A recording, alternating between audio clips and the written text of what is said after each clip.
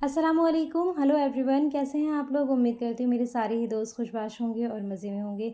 ये कल के दिन मैं आपके साथ वीडियो अपलोड नहीं कर पाई थी, तो सोचा आज कर देती हूँ। आज जो है बहुत सिंपल सी इफ्तारी है। हस्बैंड ऑफिस थे, बेटे का भी कॉलेज था और बेटी के एग्ज़ाम चल रहे थे। अकेली मैं ही थी घर पे, तो बस फिर मैंने कहा क्या बनाऊँ।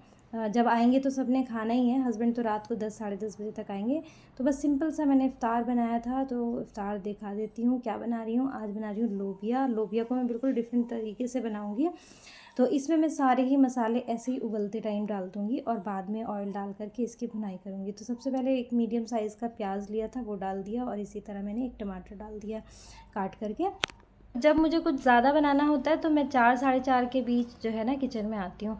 और अगर मुझे कुछ ख़ास नहीं बनाना होता तो बस फिर मैं यहाँ पर आ जाती हूँ बिल्कुल लास्ट मोमेंट पे, साढ़े 5 के आसपास, और फिर थोड़ा बहुत ही कुछ बनाती हूँ। लेकिन आज थोड़ी-सी रेसिपी बना रही थी क्योंकि बेटा तो आ ही जाता रोज़े के टाइम।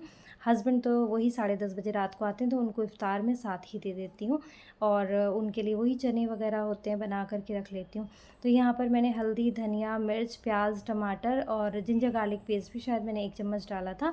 और बस ढक्कन लगाएंगे और सीटी लगा देंगे, गला देंगे इसको। और आज मैंने सोचा दही फुल्कियाँ बनाती हूँ, तो यहाँ पर मेरे पास थोड़ी सी दही थी, फिर बाद में मैंने और इसमें दही मिलाई, बाज़ार से लेकर आई थी। और इसमें मैंने सिंपल से मसाले मिलाए हैं, भुना ज़ीरा, लाल मिर्च, काला नमक और सफ़ेद नमक, यही सब मिलाए हैं। अब यहाँ बेसन में मैं लाल मिर्च और नमक डाल रही हूँ और इसकी हम फुल्कियाँ बनाएंगे। तो फुल्कियाँ ज़रा सॉफ्ट बने तो इसके लिए अच्छी सी पिटाई होनी चाहिए। तो यहाँ पर मैं बेसन फेंट रही हूँ, तो मिक्स करा है सिंपल तरीके से। अच्छा, दही फुल्कियों की रेसिपी मैंने आपको बताई हुई है, बहुत सिंपल होती, सभी बना लेते हैं यार।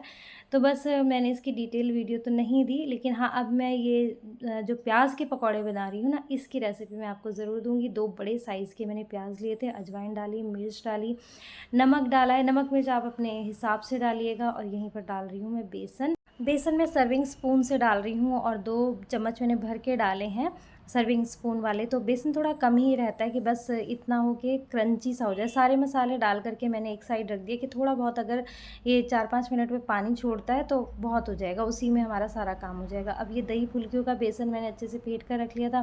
कुछ ज़्यादा फ्राई करना नहीं था, तो छोटा सा फ्राइंग पैन लिया है मैंने और उसी में मैं ये पकौड़ियाँ भी तलूँगी, जो प्याज की पकौड़े हैं, और ये फुल्कियाँ भी मैं इसी में तल रही हूँ। तो बस जल्दी-जल्दी से ये फुल्कियाँ बना रही थी। और जो लोबिया है वो भी साइड-साइड उबल रहा था। तो एक साथ 2-3 काम आप अगर कर लें ना, तो टाइम बहुत ज़्यादा बचता है। और यही वजह होती है कि मैं अगर साढ़े 4 बजे आती हूँ तो मैं काफ़ी सारी रेसिपीज़ बना लेती हूँ अकेले भी, क्योंकि थोड़ा-सा प्लान कर लेना होता है। दिमाग में खुद ही आइडिया आ जाता है कि हमने पहले ये वाली चीज़ करनी है, प्रेशर कुकर में गलेगा तब तक हम ये वाले काम कर लें। तो बस यही इसी तरह से प्लान करके मैं चलती हूँ और मेरे लिए बहुत आसान हो जाता है।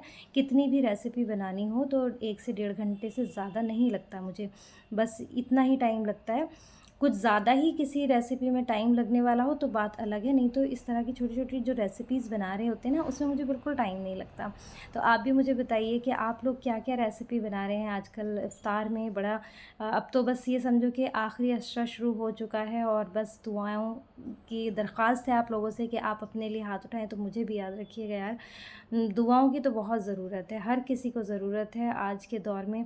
आज के दौर में क्या, मैं तो कहती हूँ दुआएँ तो हर दौर में ज़रूरी हैं कि सबके लिए दुआ की जाए। और इंशाल्लाह जब भी मैं दुआ करती हूँ तो मैं सभी के लिए दुआ करती हूँ, कुल इंसानियत के लिए दुआ करती हूँ। फिर उसके बाद कुल मोमिनीन, मोमिनात, मुस्लिमीन, मुस्लिमात सब के लिए दुआ करती हूँ कि अल्लाह ताला सब की परेशानियाँ दूर कर दे और अल्लाह मुझे हिदायत दे कि मैं हमेशा दुआ सबके लिए करूँ, अपना-अपना ना सोचूँ।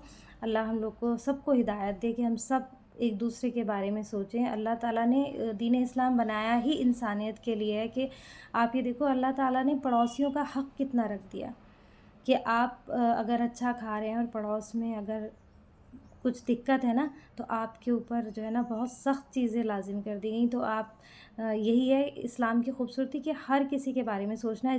ये नहीं कहा गया कि वो गैर मुस्लिम है, मुस्लिम है, पड़ोसी है ना तो फिर वो पड़ोसी है। क्योंकि इंसान इसी तरह कहा गया है इस्लाम में कि कंघी के दानों के हिसाब से, जैसे कंघी के दाने होते हैं ना, एक सार, कोई छोटा बड़ा नहीं होता, उसी तरह से सारे इंसान हैं, कोई छोटा बड़ा नहीं है, ना रंग रूप का भेदभाव है, ना किसी चीज़ का। तो बस उसी तरह से हमें दुआओं में भी याद रखना चाहिए। तो यहाँ पर बस जो मैंने बेसन मिला के रखा था प्याज़ों में, वो अच्छे से मिक्स करके इन्हें फ्राई कर लिया। और यहाँ मेरी दही फुल्कियों में मैंने थोड़ी दही और मिलाई थी, तो ज़रा ये दही भी ज़्यादा हो गई। मुझे मार्केट जाना पड़ा था दौड़ते हुए, और बस ये देखिए फ्रूट चाट है और ये लोबिया है और साथ में दही फुल्कियाँ हैं और पकौड़े हैं। तो यही इफ़्तार है। और बेटी के एग्ज़ाम हो रहे थे तो वो पढ़ रही थी। अब इफ़्तार के टाइम है तो बेटी को भी बोलूँगी कि वो दस्तरख़ान पर आए। और जब मैं मार्केट गई थी तो दही लेने के लिए, तो पीछे-पीछे मेरा बेटा भी मेरे साथ ही आ रहा था। मैंने देखा नहीं और वो इतना गुस्सा हुआ कि मम्मा आप रोज़े में क्यों गईं? कह रहा था कि आप मुझे बस एक कॉल कर देती, मैं कॉलेज से लौटते में रास्ते से ही ऑटो से उतर कर के लेके आ जाता। फिर मैंने सोचा, मैंने कहा नहीं बेटा ऐसा नहीं है, मुझे हो रहा था कि देर हो जाएगी तो मैं सारी चीज़ें तैयार करके रख लूँ। आपको तो कई बार हो जाता है कि रास्ते में भी रोज़ा हो रहा होता है बच्चे का, तो बस इस वजह से मैं चली गई थी। तो बस आज का रेसिपी तो यही थी। व्लॉग कैसा लगा ज़रूर बताइएगा। अगर अच्छा लगा है तो लाइक शेयर और सब्सक्राइब करें। दुआओं में याद रखिए। मिलेंगे अगली वीडियो में। जब तक के लिए अल्लाह हाफ़िज़।